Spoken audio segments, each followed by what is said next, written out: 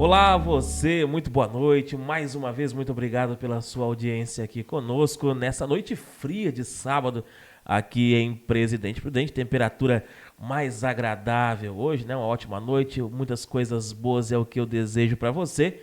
E mais uma vez estamos aqui, mais um episódio do podcast Uma Taça de Prosa.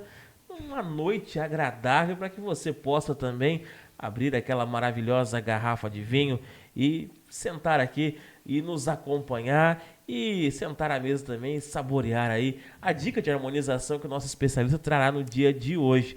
A você que nos acompanha, eu sou Jonatas Caetano, apresentador deste programa, e agradeço a você pela sua audiência e já cumprimentar também nessa noite o nosso especialista convidado, Miguel Francisco, especialista em enologia.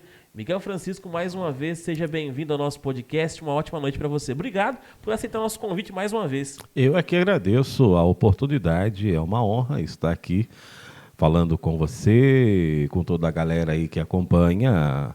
E, como você disse, numa noite fria, né? E uma noite propícia para tomar vinhos, né? Nada melhor para aquecer do que uma boa garrafa de vinho. Né? Até falam-se muito nos vinhos para o inverno, ou seja, um vinho com um pouquinho mais graduação alcoólica, fica perfeito para aquecer, né? Para aquecer esta noite especial de sabadão. É verdade. E você que na semana passada recebeu aí a dica de harmonização do Anderson, né? Também no nosso programa aqui, você que nos acompanhou na semana passada, hoje você nos acompanha aqui com a presença do Miguel Francisco, que também vai trazer muitas informações bacanas. Estamos falando aqui sobre estilos de vinho, né? Alguns programas, alguns episódios falando sobre estilos de vinho, e nós vamos continuar neste tema de estilos, só que nós vamos sair um pouquinho da Itália e da França, onde nós já estivemos nas semanas anteriores, nos episódios anteriores. Você que não acompanhou, volta aí na nossa página e você vai conseguir acompanhar, para ir para as terras lusitanas hoje, né? Para quem não sabe, as terras lusitanas são as terras portuguesas, né? E nós vamos falar hoje sobre o vinho do Porto. Miguel, vinho do Porto é um vinho que é produzido em uma região específica de Portugal. Não quer dizer que vinho do Porto é um estilo de uva, só para a gente começar explicando o que é isso, né? Não. É uma DO, uma denominação de origem. Só pode estampar no rótulo vinho do Porto os vinhos produzidos em Portugal, naquela região do Douro. Existem vinhos mundo afora produzidos da mesma maneira, também que recebem adição de aguardente vínica, mas que não pode utilizar o termo vinho do Porto. Vinho do Porto só da região do Douro, daquela DO, que é uma denominação de origem. O vinho do Porto que tem uma história maravilhosa, uma história sensacional. Desde o surgimento até os dias de hoje, eu sou um apaixonado pelos vinhos do Porto. Adoro o vinho do Porto. Só para a gente explicar aqui mais uma vez, né? Que às vezes as pessoas se confundem, né, Miguel? Porque é um vinho do Porto, então, porque eu comprei um vinho da uva Cabernet Sauvignon, uma uva Carmenere, acha que do Porto é uma qualidade de uva. E não é, como o Miguel já explicou, é uma denominação de origem. É uma origem, assim como a champanhe na França, é uma denominação de origem, né, Miguel? Não é uma marca, é uma denominação. É um local. É um local, é uma região que só pode utilizar esse título os vinhos produzidos naquela região demarcada. Né? O vinho do Porto vem ali da região do Douro. Tem uma história, como eu disse, muito magnífica. Ele surgiu quando a Inglaterra estava em guerra com a França. Os mercadores ingleses não conseguiam mais atracar em seus navios ali na costa francesa, porque estavam em guerra. Então eles começaram a buscar vinhos em Portugal. Só que naquela época ainda não existia o vidro, o vinho ainda não era engarrafado na garrafa de vidro. E quando chegava na Inglaterra, o vinho já não estava mais em boas condições. Alguém teve uma ideia de adicionar ao vinho aguardente vínica, de um teor alcoólico elevadíssimo, de 70% de álcool. E até hoje tem um debate. Quem foi a ideia? Quem foi o de um gênio? inglês ou de um português? Os portugueses dizem que foram eles. Os ingleses dizem que foram os ingleses. Mas, enfim, isso não vai ser possível comprovar cientificamente quem que deu essa ideia. Agora, o bacana é que deu certo. Quando o vinho ainda estava lá na barrica, alguém foi lá e adicionou aguardente vínica. A partir daquele momento, as leveduras morreram, sem terminar a missão delas, que é durante a maturação, elas absorvem o açúcar, transformando o mesmo em álcool. Ao morrerem, sem terminar a obrigação delas, ficou ali naquele mosto muito açúcar. Aí, a partir de então, surgiu um vinho bastante doce, com teor alcoólico mais elevado do que o de costume. Foi aí que surgiu o vinho do Porto. E quando a primeira embarcação chegou na Inglaterra com aquele vinho, que fizeram essa alteração na maturação, o vinho não estava estragado, pelo contrário, uma qualidade magnífica. E por que alguém teve esse pensamento? Porque antigamente o álcool era um conservante natural. Então foi aí que surgiu o vinho do Porto, também conhecido como vinho fortificado, né? E o Brasil já foi o segundo país a consumir o vinho do Porto. Só que quando chegou o governo do Getúlio Vargas, ele aumentou em 80% o imposto para o vinho do Porto. Foi aí que deu uma freada no consumo do vinho do Porto no Brasil. Até alguém teve a ideia de inventar o biotônico Fontoura. Foi para ocupar uma lacuna que foi deixado pelo vinho do Porto, porque antigamente o vinho do Porto era usado como remédio, como um fortificante natural. Meu pai ainda tinha essa mania, de vez em quando, pegar o ovo de pata, bater com o biotônico. Ovo de codorna, muitas vezes? Sim, adicionava uma colher de açúcar e dava para a molecada beber. Para aumentar o apetite. Por isso que hoje eu estou assim, fortinho. Porque não tem uma vitamina mais forte mais do que essa. Potente e mais natural do que essa, né? Então foi aí que surgiu o biotônico Fontoura, que veio para ocupar a lacuna do vinho do Porto, que passou a ficar um preço caro, né? Vamos dizer assim. Se tornou um produto elitizado. Sim, sim. Passou a ficar... O custo elevou muito com os impostos. Esse é um problema que temos no nosso país. 80%, quando você adquire uma garrafa de vinho, 80% é imposto. Imagine qualquer vinho que você vê aí no supermercado, independente do valor. Imagina esse produto com 80% a menos, né? Seria o quê? 20%. Olha só, o preço seria outro, seria acessível. Seria uma bebida que estaria à disposição de todas as camadas da sociedade. Agora, infelizmente, isso começou no governo Getúlio Vargas, que atrapalhou e muito o consumo do vinho do Porto no Brasil, que era o segundo em consumo no ranking mundial. Miguel, interessante essa abordagem que você trouxe da história do vinho do Porto, sobre a guerra que aconteceu, né? Uma guerra que até hoje ingleses e franceses eles não se dão muito bem por causa dessa guerra que aconteceu no passado lá. Até hoje existe algumas rusgas entre eles por conta disso. Mas como que é feito o transporte desse vinho? Você explicou aqui que não existia garrafas de vidro, né? Não. Era transportado nos barris balseiros, de madeira. né? Porque o barril ele é fechado, né? Os balseiros estão abertos. E tem um outro vinho que é quase o estilo do vinho do Porto, que é o vinho madeira, também de Portugal, de uma outra região. Assunto para outro episódio. Para um outro episódio. Ele era utilizado no porão do navio como lastro, para equilibrar o navio. Então, o vinho do Porto era transportado no porão em grandes balseiros, ou seja, são barricas de madeiras, né?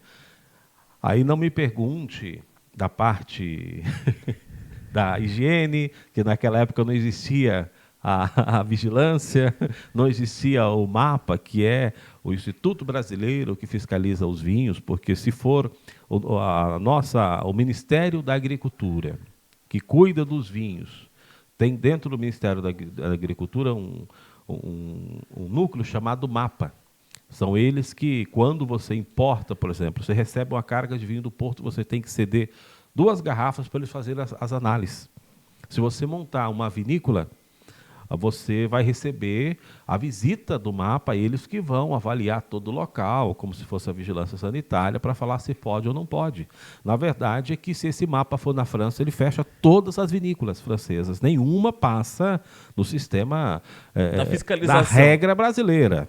Ou seja, há quem diga que isso inventaram para proteger as grandes vinícolas brasileiras, porque só quem tem muito dinheiro consegue investir para atender às exigências do mapa. Quem não tem grana não consegue. Então, é algo que foi feito, há quem diga, para proteger as grandes vinícolas do Brasil e até mesmo dos vinhos internacionais. Porque, querendo ou não, além do imposto, você ainda tem que submeter um vinho super conceituado, não importa, tá? Pode ser o vinho mais caro do mundo. Chegou no Brasil para ser comercializado, precisa passar. Pode ser o Romanée Conti que vem Pode de lá. ser que vai passar pelo mapa para receber aquele contrarótulo, né? E vai passar por toda a fiscalização, toda a avaliação do Ministério da Agricultura. Miguel, no caso que você citou aqui, foi adicionado então ao vinho que era produzido na região do Porto, em Portugal. Porto porque ficava perto do mar, obviamente, né? Uhum. A aguardente vínica. O que seria essa aguardente vínica? Cachaça de uva. Cachaça de uva. Não é a cachaça convencional. Não, é a cachaça convencional. Que vem da cana-de-açúcar, Vem da né? cana-de-açúcar, né? E a cachaça de uva chamamos de aguardente vínica, porque ela vem da própria uva, tá? Então, a partir do momento que adicionou ao mosto, que ainda estava ali maturando, como eu disse, eliminou as leveduras, o açúcar residual ainda não tinha sido consumido totalmente. A partir desse momento surgiu o vinho do Porto, que hoje é um vinho especial, o que você não deve exagerar muito, uma pequena dose. Ele é muito forte nesse caso. Ele né, é Miguel? forte, não só de álcool, mas também de açúcar, e é indicado mais para o momento da sobremesa, para acompanhar a sobremesa. Todos os vinhos do Porto são iguais ou existem uvas que são diferentes na hora de produzir o vinho do Porto? Quais uvas são usadas? Existem muitas variedades de casta e existem vários vinhos, várias categorias do vinho do Porto. As duas mais básicas é o Rubi e o Tawner. Qual é a diferença? O Rubi é um vinho maturado em uma grande barrica de carvalho, de muitos litros. Então, ele é um vinho mais frutado.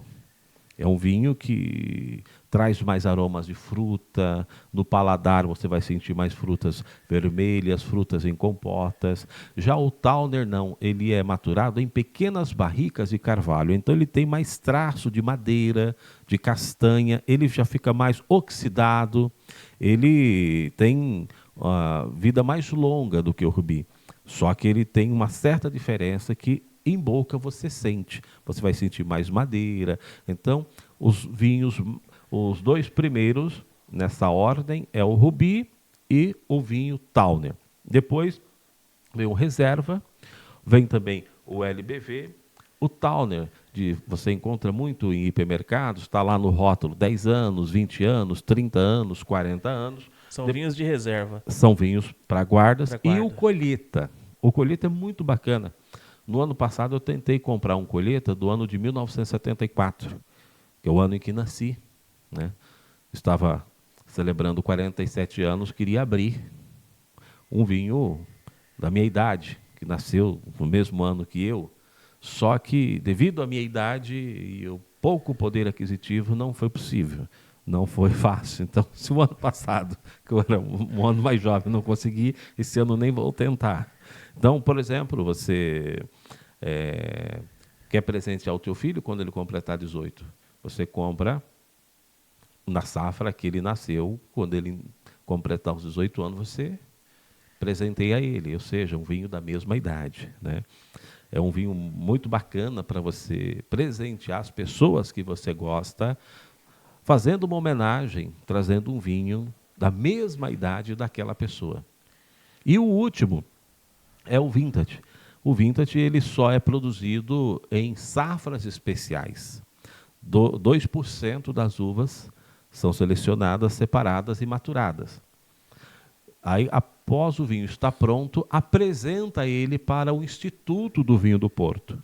Os especialistas vão provar e eles vão dizer se é um vintage ou não.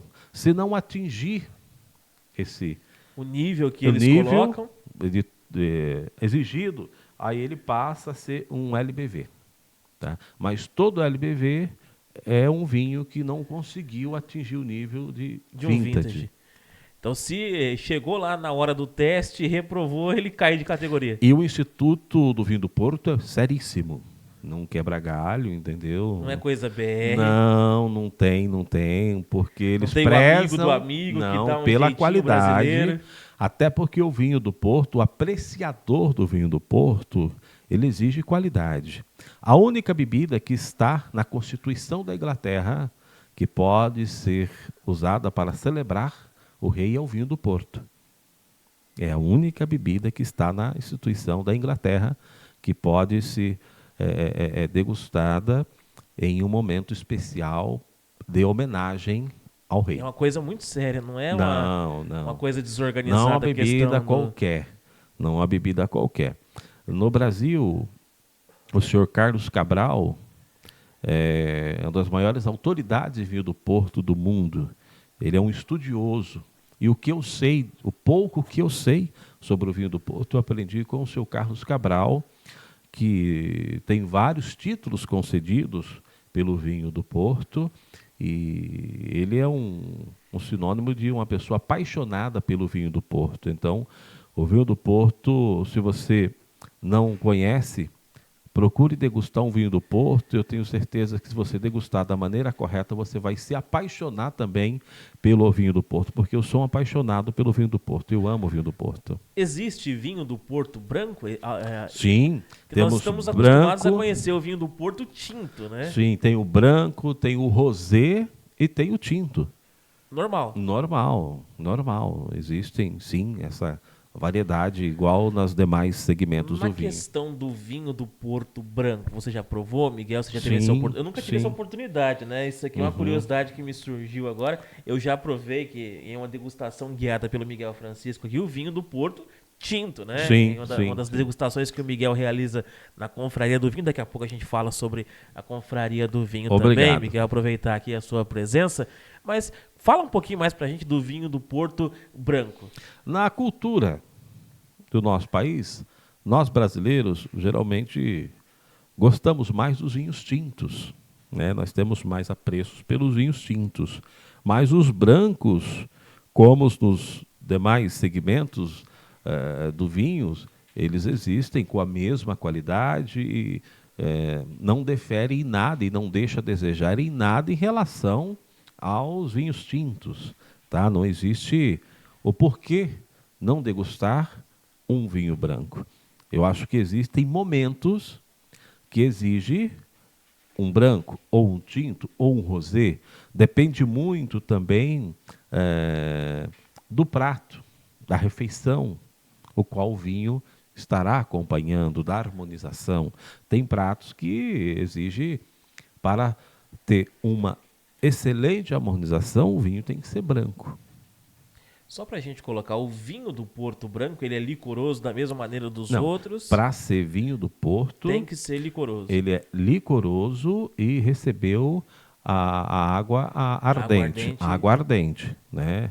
Se não for, não é vinho do Porto. Então é aquela questão. Ele pode ser produzido da maneira convencional, não receber água ardente, mas ele não pode ser categorizado na mesma categoria dos outros vinhos do Porto, se ele for produzido naquela região sem receber aguardente, Miguel? Seria mais ou menos naquela isso? região existem produtores, até mesmo que produzem vinho do Porto, que produzem outros tipos de vinhos. Por exemplo, um Cabernet Sauvignon, um Malbec. Que não recebe o título de vinho do Porto. Tá? Lá em toda região existem os vinhos da denominação que seguem as normas da denominação para usar, né, aquele título, tipo vinho do Porto, champanhe, Barolo, enfim. E existem também os produtores que não seguem aquela orientação. Produzem o seu próprio vinho Seu lá próprio e segue o jogo. e toca a vida. Né? Claro que não tem o glamour, Isso é uma coisa interessante da gente mas tem explicar. qualidade. Isso é uma coisa interessante da gente explicar, porque muitas vezes as pessoas confundem. No vinho do Porto só produz vinhos tipo X. Não, são não. outros tipos de vinhos que são Sim. produzidos naquela região também. Pode parecer para alguns óbvio, para outros nem tanto, né, Miguel? É o que sobressai na região do vinho do Porto, que eu tenha conhecimento, é o vinho do Porto. Né? É o vinho do Porto. Mas claro que lá existem até mesmo produtores que produzem vinho do Porto e produzem vinhos também usando outros métodos. Isso é muito normal. Lembrando que fala-se vinho do Porto, mas o vinho ele não é do Porto. O vinho é da região, da denominação vinho do Porto. Eles não são geralmente nem maturados. As vinícolas ficam na cidade de Gaia. É uma ponte sobre o Rio do Douro. Numa cabeceira está a cidade do Porto, na outra cidade de Gaia. E as vinícolas, onde ficam os vinhos maturando, é na cidade de Gaia. Só que só fala vinho do Porto, porque no início da história era ali daquela margem ali do Porto que as embarcações saíam levando o vinho para os demais países. Interessante. Então se criou essa denominação de origem. Sim. É porque é a região a qual ela Isso. pertence. É Sim. igual, para a gente explicar aqui, para ficar mais fácil para as pessoas, por exemplo, você ouve falar na televisão, a cidade fulana de tal que fica na região metropolitana. Seria mais ou menos essa questão. Fica no entorno da região do Porto, como nós já estamos explicando aqui. Seria mais ou menos isso, né, Miguel? Sim, por exemplo, se você mora em uma cidade da nossa região e você monta uma vinícola, as pessoas vão falar o vinho da região de Presidente Prudente. Por Prudente ser a capital da região, provavelmente o nome Presidente Prudente se sobressaia, e não daquela pequena cidade onde está a tua vinícola. É o mesmo que acontece lá com o vinho do Porto. Sobressai o título, né, da cidade do Porto, mas é só a questão de referência mesmo. Miguel, outra questão importante a gente observar o vinho do Porto que nós estamos falando aqui, ele é especificamente um vinho para guarda ou ele pode ser um vinho mais jovem? Não. Por exemplo, o Tawny e o Rubi não são os vinhos de longa guarda. Como eu te disse naquela escala que eu falei, quanto mais na ordem crescente, mais tempo o vinho suporta. Um vintage, você pode degustar ele com 150 anos. Já um básico, um Tawner básico, um Rubi básico, não vai dar certo, entendeu? Então, por isso as pessoas não entendem. Como que pode uma garrafa de vinho custar R$100? Por exemplo, hoje você tem vinho do Porto que custa R$100. Aí você vai comprar um colheita, custa 5 mil. O que difere? A qualidade. Quanto mais qualidade, mais longevidade o vinho vai ter. Então, essa é uma grande diferença. Temos vinhos do Porto para 10, para 20, para 30, e vinhos do Porto que chega até 200 anos em perfeita qualidade. Miguel, muitas vezes as pessoas criam mitos, né, em relação ao vinho do Porto. Uma questão que a gente muitas vezes ouve ao falar sobre o vinho do Porto, por exemplo, é que o vinho do Porto você pode abrir a garrafa lá e deixar que ela dura uma eternidade. Isso é verdade? Não. Abriu na geladeira, o meu conselho é que não deixe passar de 30 dias. Depois que quebrou ali o lacre.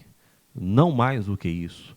Porque o vinho ficou muito tempo ali preso, depois ele entra em contato com o oxigênio. A partir desse momento, ele começa a morrer. Assim como qualquer outro vinho também, não é para você abrir e deixar Não. dentro da geladeira pro resto da vida, Não, isso né? é vinho do Porto, tá? O vinho que não seja do Porto, o melhor é Abrir e já consumir no ele momento. rapidamente.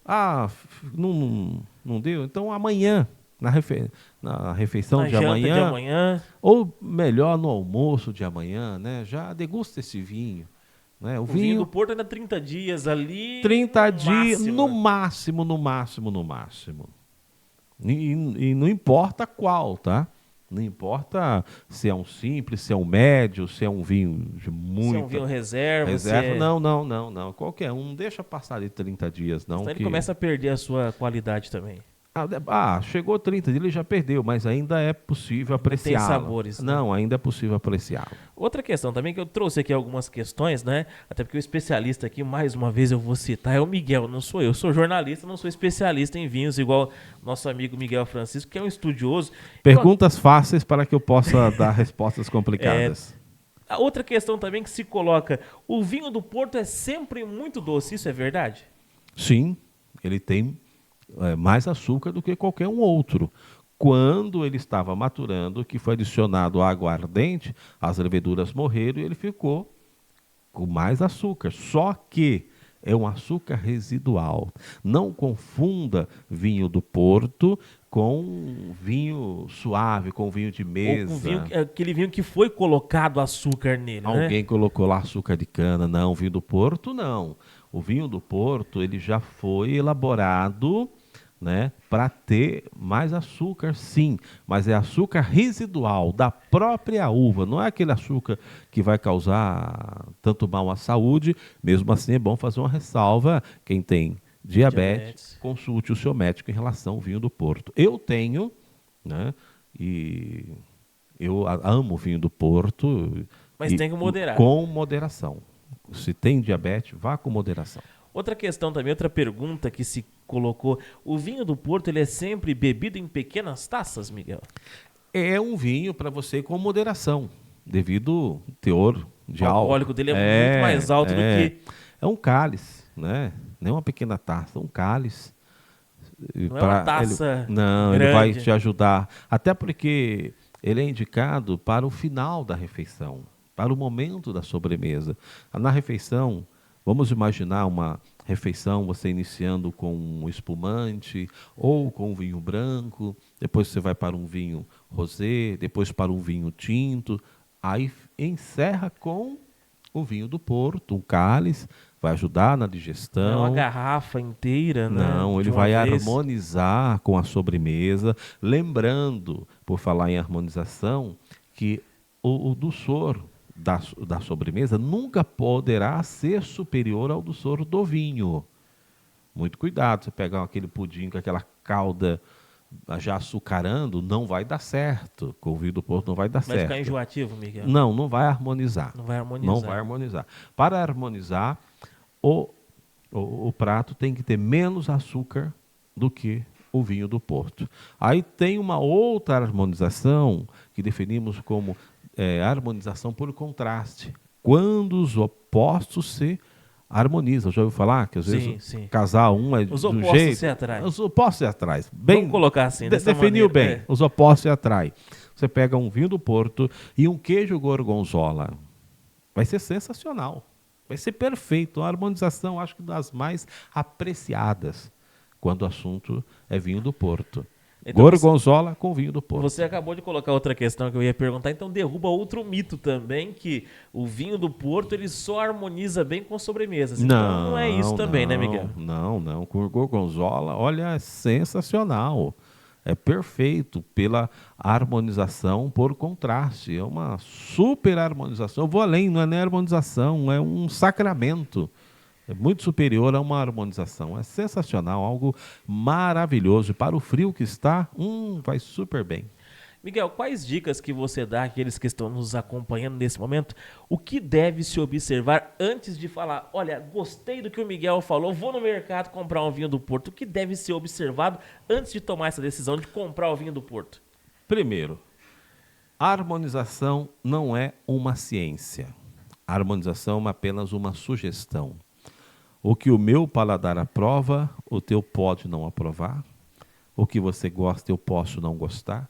Então é bom deixar isso bem claro, que a harmonização não é uma ciência precisa. Tá? É por isso que é legal a pessoa ter litragem. O que é litragem no mundo do vinho? Aquela pessoa que degusta vários tipos de vinho. Eu mesmo, dificilmente, eu vou voltar a degustar um vinho que eu já degustei. Só se eu chegar na sua casa e você abrir um vinho que eu já experimentou. Aí não tem mais. Eu, na minha casa, não. Por quê? Eu quero conhecer. Eu quero viajar o mundo através dos vinhos. E em relação à harmonização, na condição de sommelier, nós temos que provar, antes de sugerir a harmonização, nós temos que provar o prato e provar o vinho. para ver se há ali a possibilidade de harmonizar. Tem muita gente que liga, Miguel, vou fazer um jantar, vou fazer tal prato, qual vinho você Que é uma acha? recomendação EAD. Eu falo, olha, Me chama para jantar. primeiro faça o teste, né? Eu vou dar uma sugestão para você de 2 vinhos e você vê o que fica melhor. E não espere a aprovação de 100% dos teus convidados, que alguém pode não aprovar. Isso O é mais muito fácil normal. é convidar o Miguel Francisco para jantar, ele vai sentar à mesa, vai provar o vinho, vai Sim. provar a janta e aí ele vai avaliar, né, Miguel? Sim, aí você fecha o cardápio, né? Define os vinhos, faça um teste antes. Faça um teste antes. Outro dia eu fui trabalhar no restaurante, era um chefe argentino, muito simpático. Cheguei, me apresentei, ele me levou para a cozinha, falou: os vinhos você já deve conhecer, mas o que eu preparei não, então eu vou servir aqui pequenas porções para você provar, para depois você poder indicar para os nossos clientes que vão estar no salão. E eu sempre falo, o sommelier ele depende do chefe. Chefe não depende do sommelier. Agora, o sommelier depende 100% do chefe. E se o chefe quiser derrubar o sommelier, é só colocar um ingrediente diferente ali no prato que acabou a harmonização, acabou tudo, entendeu? As críticas vêm para o sommelier, não para o cozinheiro. Não, geralmente, a pessoa define o cardápio, aí ela pede a sugestão para o sommelier. E o sommelier, a crítica, quando não harmoniza, o cliente retribui a ele. Atribui a ele, essa é a verdade. Não é fácil essa parte do trabalho não, né, Miguel? Olha, tem que estudar. O estudo no mundo do vinho ele é infinito, né? Você tem que ter litragem, tem que estudar, tem que gostar do que faz, tem que amar o que faz. É um constante aprendizado. E não é uma coisa também financeiramente rentável. No meu caso, é um hobby. Tem uma frase no mundo do vinho que diz o seguinte: quem quiser ficar milionário no mundo do vinho, é só ingressar no mundo do vinho bilionário, que rapidinho fica milionário. Eu vejo aí muita gente entrando no negócio do vinho, querendo revender vinho, elas me procuram, eu falo, para com isso, a não ser que você tenha ganhado muito dinheiro em outro segmento. Você está querendo gastar dinheiro. Aí você quer algo bacana, porque não é tão prazeroso trabalhar com vinho, não é tão prazeroso trabalhar com vinho quanto degustar vinho. Mas a pessoa começa degustando, ela se empolga e já quer entrar no negócio do vinho. Já quer mudar para outra etapa das coisas. Não, aí é algo bem complexo financeiramente falando, né? Até porque você que trabalha, você tem que estudar, e para estudar você tem que abrir garrafas e vai elevando, vai subindo. Chega um subindo, ponto que o bolso não aguenta mais.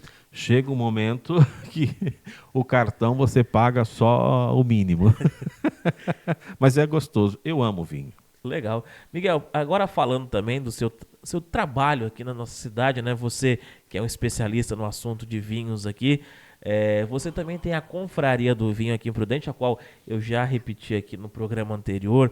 Eu já tive o prazer, isso não é puxação de saco, não é porque o Miguel tá aqui, que se fosse ruim a gente fala também, né? Que aqui a gente é assim. Eu já tive o prazer de conhecer, muito bacana, a Confraria do Vinho, que é capitaneada por você aqui na nossa cidade. Conta para o nosso espectador aqui um pouquinho mais sobre a Confraria do Vinho, o que você desenvolve lá, e para quem quiser conhecer também, deixe seu contato, suas redes sociais aí, antes da dica de harmonização que a gente vai falar daqui a pouco. A Confraria do Vinho é um local que tem o objetivo de propagar a cultura do vinho, onde ministramos workshops, cursos, palestras, encontros, jantares, enfim. É um local dedicado a propagar a cultura do vinho e também compartilhar os ensinamentos sobre vinhos. Você que queira ingressar no mundo do vinho, você que já é do mundo do vinho, mas apenas bebe vinho, quer aprender a degustar, a sentir melhor tudo que o vinho tem para lhe oferecer, a Confraria do Vinho pode ser a porta de entrada para esse mundo. De repente você está pensando, qual que é a diferença entre beber e degustar? Eu falo que beber, eu bebo água. Degustar é beber, mas prestando atenção no que a bebida pode lhe oferecer as sensações, os aromas, os paladares, enfim. Às vezes as pessoas nem acreditam que uma taça de vinho tem aromas de frutas, aromas diferenciados, e elas falam, eu bebo vinho e não sinto nada disso. Parece que é tudo igual. Como que eu faço para sentir? Né? Primeiro, é preciso formatar na memória o que chamamos de memória olfativa. Você tem que ter um repertório imagético daquilo que você está provando. Quando você abre um chardonnay e sente cheiro de abacaxi, como que é possível? Porque antes eu cheirei o abacaxi. O aroma do abacaxi está aqui na minha memória. A fruta mesmo, eu cheirei a fruta. Eu vou no sacolão, compro várias frutas, chego na minha casa e fico cheirando. Ou seja, formatando a minha memória olfativa. Não é que você vai pegar a taça de vinho, se você não tiver a memória olfativa, você não vai sentir. Então é preciso treino. Aí tem aquele cara que pega e inventa, porque eu tô sentindo aromas de baunilha. Nem sabe o que é baunilha, nem de onde veio. Não tem noção do que seja, inventa. Outros, todo vinho, se você for lá no site, o enólogo colocou lá a ficha técnica, aquilo que ele sentiu. Tem gente que decora aquilo e fala, eu estou sentindo. Então, em todo segmento, né? Agora, se você realmente quer iniciar um processo de aprendizado, eu estou à tua disposição, a confraria está à tua disposição, o meu contato é 18 99742 7655. A nossa rede social é o Insta, Confraria do Vinho Prudente. Aguardo você lá. Repete aí mais uma vez. Confraria do Vinho Prudente. Teu telefone também para quem 18 99742 7655. Outra coisa muito importante que eu esqueci de perguntar, você falou agora, eu me alembrei-me, como diria o Boa. caipira, né? Boa. Quais são os principais aromas e quais os principais sabores que o vinho do Porto entrega? Os principais aromas do vinho do Porto, se você estiver com um aroma, ou melhor, se você estiver degustando um rubi, vai ser frutas vermelhas, né? Frutas vermelhas, frutas em copotas, né? Se você estiver... Tipo geleia, vamos colocar geleia. Assim. Agora, se for um tawner, você já vai sentir mais madeira, amêndoa, chocolate, porque o tawner ele foi maturado em uma pequena barrica de carvalho, ele ficou mais em contato com a madeira. E esses aromas foram entregues pela madeira, pelo carvalho, pela barrica. E cada vinho, cada terroir, cada clima tem os seus próprios aromas. Às vezes, uma vinícola na mesma região, às vezes com 50 metros de distância uma da outra, aqui tem um tipo de solo, aqui já tem outro tipo de solo. Esse enólogo atuou de uma forma, outro enólogo atuou de outro. Então, cada vinho é único. Às vezes, existe parcela dentro do próprio vinhedo que entrega vinhos diferenciados. Então, o mundo do vinho é infinito por causa dessa coisa tão bacana, tão legal, que cada vinho é único. Miguel, agora para a gente caminhar já para o encerramento do nosso programa, a gente traz aqui todos os programas, todos os episódios, uma dica de harmonização.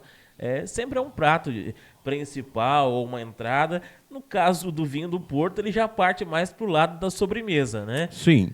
Agora eu quero a sua dica aí de harmonização para o vinho do Porto, aquele que vai querer harmonizar amanhã, ou ainda hoje vai correr no supermercado, vai atrás daquele, ou na adega buscar aquele vinho do Porto bacana, porque gostou do papo, falou, eu vou experimentar. Sua dica de harmonização para hoje. Hoje, sábado, temperatura mais agradável. Como eu moro sozinho, então quem mora sozinho geralmente busca mais algo pronto, né? Uma pizza e no encerramento uma pizza doce e um vinho do Porto. Eu sugiro até um rubi, que é mais básico, vai ter mais frutas, vai ficar mais fácil de harmonizar com uma pizza doce. Agora, se for já de chocolate, pode ser um tawner. Fica aí a minha sugestão de harmonização. Vinho do Porto sempre na sobremesa ou como aperitivo na entrada, para abrir apetite. Aí já nem harmoniza, né? Só um pequeno cálice. Só um golinho ali. Para, como dizia os mais velhos abrir apetite. Legal. Miguel Francisco, eu quero agradecer a você mais uma vez pela sua participação e pela tua presença aqui. De coração agradeço você por ter aceitado o nosso convite aí e estar aqui conosco nessa noite de sábado. Muito obrigado. Eu que agradeço a oportunidade. É bom estar com amigos. Você é um amigo querido, o Ricardo é um amigo de longa data. Aqui é uma casa maravilhosa e falar sobre vinho, qualquer tipo, qualquer estilo, é a minha paixão. Em especial, o vinho do Porto. O meu amor pelo vinho do Porto ainda é maior. Então, foi, para mim, um momento muito especial. Espero retornar aqui. Muito obrigado. Já fica o convite para os próximos programas aí. O Miguel vai voltar a estar aqui conosco em breve. Nós vamos organizar a agenda. O Miguel, que é um homem de uma agenda muito complexa, né? Muitos compromissos. Muitos cobradores me procurando. Tivemos que agendar com 6 meses de antecedência a vinda do Miguel aqui hoje, rapaz. É uma coisa de louco. Só não fala para ninguém, para não ver ninguém me cobrar por aqui. Gente, agradecer a você mais uma vez, agradecer a nossa equipe técnica que esteve presente aqui hoje, Ricardo Barcelos, Matheus Barcelos, que sempre está aqui conosco, Yuri Aquino, Miguel Francisco, nosso especialista, nosso sommelier também, o Anderson Souza, que se ausentou hoje aqui, mas o Miguel veio para trazer as informações também, o Anderson que volta a estar aqui conosco em breve também, e a você que esteve aqui ligadinho conosco até agora, mais uma vez, muito obrigado pela sua audiência. Um ótimo sábado para você, curta, comente, compartilhe, nos ajude a divulgar o maravilhoso mundo do vinho para as pessoas que não conhecem. Eu deixo para você então a frase do meu saudoso amigo Walter Rabelo, que hoje mora no céu. Queridos amigos, creia no Deus que criou o homem e não no Deus que o homem criou. Até o próximo programa, se Deus quiser. Tomara que Ele queira. Tchau, fiquem todos com Deus e até semana que vem. Um ótimo sábado.